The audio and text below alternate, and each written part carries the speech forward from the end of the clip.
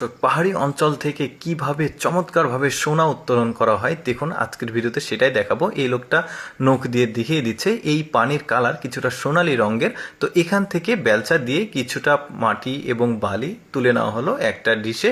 এখন চারিদিক দিয়ে ঘোরালে দেখুন শেষ পর্যন্ত ময়লা যখন পড়ে যাচ্ছে এরপরে নিচে দেখুন কি চমৎকারভাবে সোনাগুলো জমা হয়েছে, দেখতে খুবই ভালো লাগছে। দর্শক, এরকম সোনা তোলার আরও প্রসেস আপনাদেরকে দেখাবো এবং এর পেছনের যে কাহিনী, কেন এত সোনা ওরা পাচ্ছে, এটাও আমি আপনাদেরকে একটু পরে জানাবো। ভিডিওটা দেখতে থাকুন। দেখুন এখানে ঝর্ণার অঞ্চল, তো ওই ঝর্ণার যে বালি মাটি রয়েছে এগুলো তুলে এটা ঘুরিয়ে ঘুরিয়ে পরিষ্কার করলে এই সোনাগুলো পাচ্ছে। দেখুন এখানেও একটা ঝর্ণা রয়েছে, তো ঝর্ণার ঠিক সাইডে এই পানি চুয়ে চুয়ে পড়ছে, ওই মাটিটাই নিয়েছে, নিয়ে একটা ছোট্ট একটা ডিশে নিয়েছে, নিয়ে চারিদিক দিয়ে ঘুরিয়ে ঘুরিয়ে যে ময়লাগুলো সেগুলো ফেলে দিচ্ছে। আর নিচে দেখুন কত চমৎকারভাবে স্বর্ণগুলো পাওয়া যাচ্ছে। দেখেছেন স্বর্ণের বর্তমানে যে বাজার দাম, সেটাতে চিন্তা করে দেখুন ওরা কত সহজে স্বর্ণগুলো পাচ্ছে। যেমন এই লোকটা দেখুন এখানে সোনালী কালারের মাটি রয়েছে, এই মাটিগুলো এই ডিশে নিল, কালো এই ডিশে, ওই একই প্রসেসে চারিদিকে ঘুরিয়ে ঘুরিয়ে এখন কিন্তু শেষের দিকে সোনা পাবে। দেখতে পাচ্ছেন এ যদিও একটু কম পেয়েছে, তারপরেও কিন্তু অনেক। এরপর দেখুন এখানকার পানির কালার দেখুন কিছুটা সোনালী রঙের, তো এখানে সোনা আছে, লোকটা বুঝতে পেরেছে।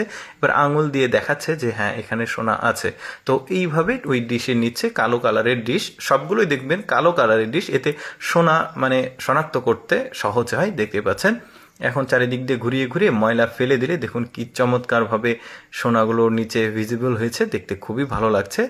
এইরকম আসলে স্বর্ণ পাওয়া যায় চায়নাতে, কিছুটা ভিয়েতনামে, আরও নেপালের কিছু জায়গাতে এই ধরনের আসলে সোনাগুলো পাওয়া যায়। যেমন এখানকার মাটির কালার দেখুন কি চমৎকার সোনালী রঙের ওই কালার মাটিগুলোর। তো এখান থেকে বেলচা দিয়ে এই কালো ডিশে এই মাটিগুলো নেওয়া হচ্ছে, মাটি বালি এগুলো নিয়ে চারিদিক দিয়ে ঘুরিয়ে ঘুরিয়ে দেখুন শেষের দিকে সোনা রয়েছে, বেশ চমৎকার। কিন্তু ব্যাপারটা হচ্ছে কোটি কোটি বছর পূর্বে এই ঝর্ণা পাহাড়ি যে পদদেশ রয়েছে এগুলোতে আসলে সৃষ্টিকর্তার আসলে ভালো জানে, বৈজ্ঞানিক হিসাবে এভাবেই তৈরি হয়। তো স্বর্ণগুলো তৈরি হয়, তৈরি হবার পর এইভাবে আসলে মাটি পানি বালির মধ্যেই মিক্সি হয়ে থাকে, তারপরে এরা এখানে গিয়ে এভাবে স্বর্ণগুলো তুলে নিয়ে আসে। দেখতে পাচ্ছেন বেশ চমৎকার। স্বর্ণ উত্তোলনের তো আরও অনেক পদ্ধতি রয়েছে, তবে এই পাহাড়ি জায়গাগুলোতে এভাবে আসলে স্বর্ণগুলো ওরা পাহাড়ি অঞ্চলের মানুষজন এভাবে তোলে।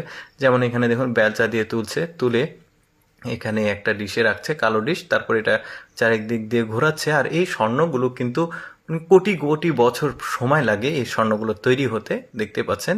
আর আসল রহস্য অবশ্যই সৃষ্টিকর্তাই ভালো জানে আমাদের চাইতে। দেখতে পাচ্ছেন কত চমৎকার লাগছে দেখতে। দর্শক, কেমন লাগলো পাহাড়ি অঞ্চলের এই সোনা তোলার ব্যাপারটা অবশ্যই কমেন্ট করে জানাবেন। আর এইরকম ব্যতিক্রম ভিডিও প্রতিদিন দেখতে পেজটি ফলো রাখতে পারেন।